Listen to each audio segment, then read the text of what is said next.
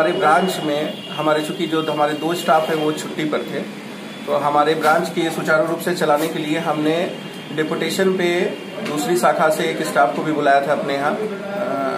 वसुधर branch के एक cashier को हम अपने यहाँ डिपुटेशन पे बुलाए हुए थे और लगभग शाम के 5:30 बजे नॉर्मल बैंकिंग आवर हमारा रहता है कि 5:30 बजे तक हमारे काम सारे खत्म हो जाते हैं। लेकिन कल हमारे आईटी डिपार्टमेंट के द्वारा एक मैसेज दे दिया गया था कि ड्यू टू टेक्निकल रीजन, तकनीकी समस्याओं के कारण जो हमारा बैंक का डे एंड होता है, एबीएच होता है, इसकी कार्रवाई एबीएच जो है वो समय पर नहीं हो पाएगा, इसमें समय लगेगा। इस कारण से नहीं तो नॉर्मल बैंकिंग डेज में हमारा बैंक 5:30 तक बंद हो जाता है, नॉर्मल डेज में जो रहता है। चूंकि हमारा स्टाफ भी हम डेपुटेशन पर दूसरी जगह से लेकर के आए थे, उसने बोला कि सर सारा काम हो गया है, हम चले जाए, आप डे एंड कर देंगे।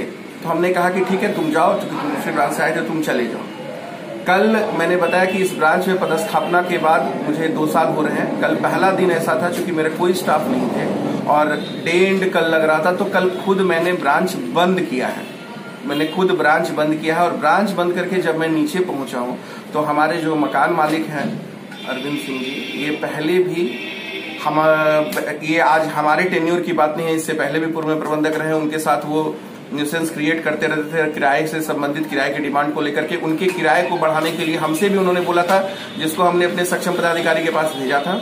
किराया नहीं बढ़ पाया चूंकि वो हमारे बैंकिंग के अपने टेक्निकल रीजन है। और उसके बाद अब हम इस परिसर को शिफ्ट कर रहे हैं दूसरी जगह पर। इस जो बैंक परिसर को यहाँ से जो शिफ्ट करना है, इसी चीज से बायस होकर के उन्होंने ये सारी चीजें कल बखेड़ा खड़ा किया कि 8 बजे तक बैंक क्यों खुला था और नहीं था।